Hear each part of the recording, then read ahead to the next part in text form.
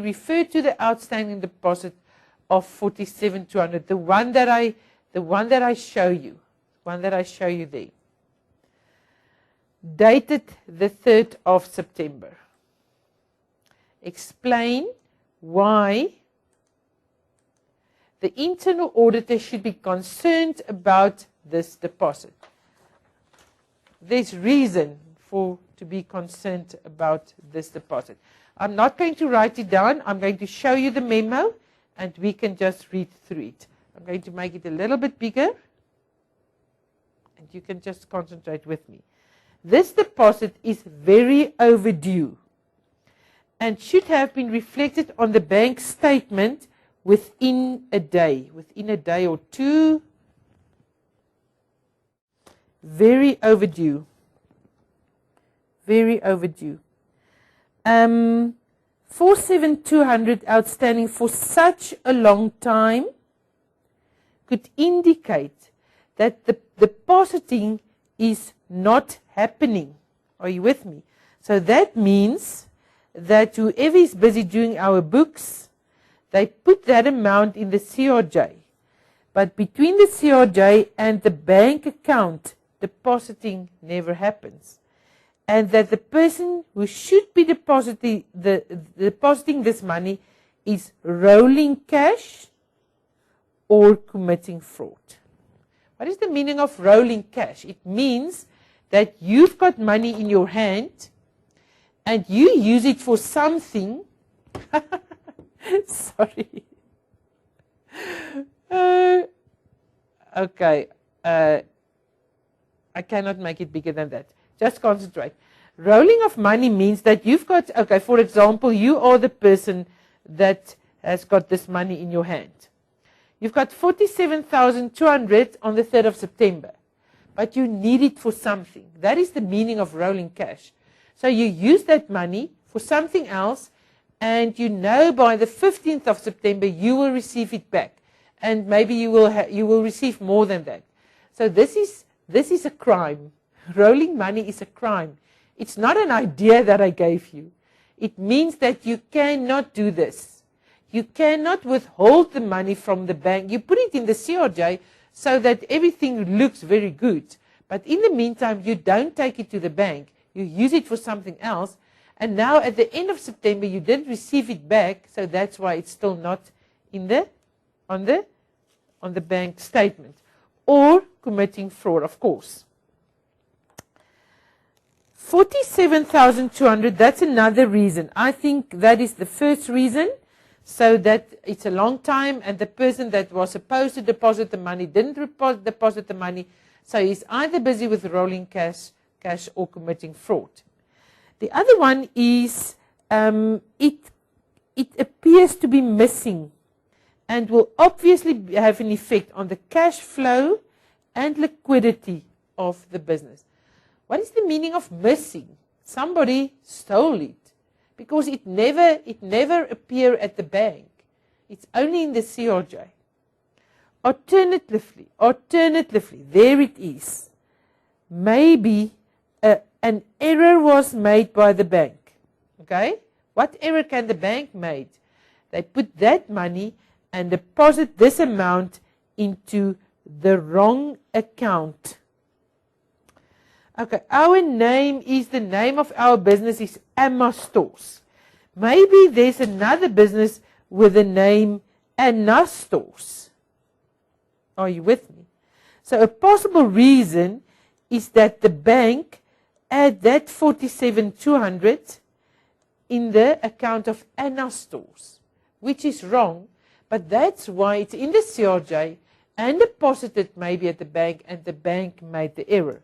And how are you going to find out this? Are you going to solve this? You must go back to the bank, and also Anna Stores must do bank reconciliation every month. There is certainly cause for concern. Of course, there's cause for concern about how well the cash is being controlled, and the internal control systems must be reviewed and adjusted.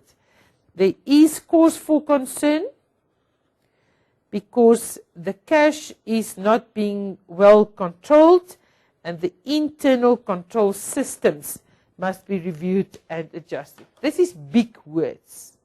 I think the best way to answer this is to say that it's a long time.